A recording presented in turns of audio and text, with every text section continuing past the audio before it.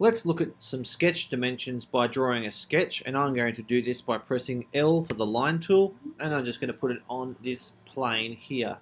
I'm going to draw an irregular triangle by clicking out on 3 points. You can do yours anywhere you want, and come back here to close off this polygon. So we've got a triangle here, and then I'm going to press the C tool, and I'm going to put a circle in the middle of that.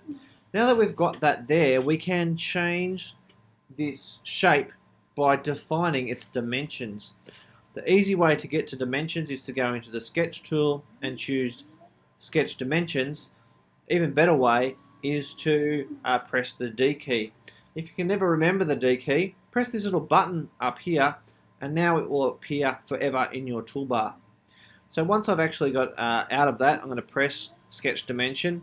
You'll see that my icon has changed, D for dimension, to two little lines with an arrow between that on my cursor. It's a bit faulty though. Sometimes that turns off even though you're in sketch dimension mode. There are two ways to define the length of a line. We can click on the middle of the line and let go and pull out and move around until we find our dimension and click on it. That will set the dimension, and I'm going to use the dimension of 60. That's in millimeters. I can move this dimension around now just to make it look better. So I'm going to leave it about there so that I'm happy with where it is. Another way I can do so is to click on this point here and then click on this other end point here and then pull out. Now you'll notice that before I click, I can pull straight down, and that will give me the horizontal distance between those two. This one here gives me the vertical distance between those 2 points, and this one here gives me the length of that line, and that's the one that I want to choose for this purpose. I'm going to now choose 60 again. I'm going to try and draw an equilateral triangle. I can give the dimensions of an angle between two lines by clicking on them. I'm going to press D again so you can see I've got the cursor loaded. I'm going to click on this line followed by this line, and you can now see that I can set the angle. An equilateral triangle is going to have an angle of 60 degrees, so therefore my line is going to be like that. If I now try and define the dimension of this one here and pull it out to 60 just there, it's going to tell me that adding this dimension will over-constrain the sketch, and I'm going to click on OK to choose a driven dimension. I'm going to click on OK now, and you can see that that dimension is in the brackets. I can't change that dimension. That dimension in the bracket is driven by this one and this one and this one. So these details here have defined my sketch. This one's not necessary, but sometimes you might like to have it.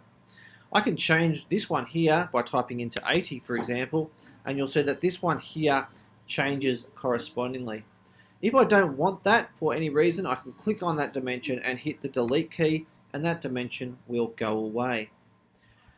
If I want to dimension a circle, I can click on the radius of the circle or the diameter of the circle and drag out anywhere, and no matter where I drag it, it'll give me the diameter of that circle. The diameter is the distance from one side to the other through the center point. So we're going to set that out to be 20. If I want to define that to be away from this point by 20, you can see that I have a bit of trouble defining it. It can only be that way, or it can be that way. So it can be in the vertical, it can be in a straight line, or it can be in the horizontal. That's often not as useful, so I'm going to press escape to get out of that. Actually, I'm going to have to click on it and delete it because my computer won't let me press escape at the moment. Yours should. But if I go back to dimension and I can choose this line here and this center point, it will basically predict that it's going to be away from that line, and I'm going to choose the dimension of 15 millimeters. I can also do the same thing for this one, from this point here to this point here, and choose it to be 15 millimeters, and you can see now that my circle is all in place. If I then change this back to 60, you'll see that this point here still doesn't move, but it's all nicely constrained anyway. Now that I have that as my constrained sketch, if I press stop sketch, I can no longer see those measurements. I can find those measurements again by double clicking on this little icon here. This little menu here can pop out with that arrow. Double click on that icon there and I can see that sketch again. If I stop sketch, I can then choose to modify, press pull, what I need to press pull, and press OK.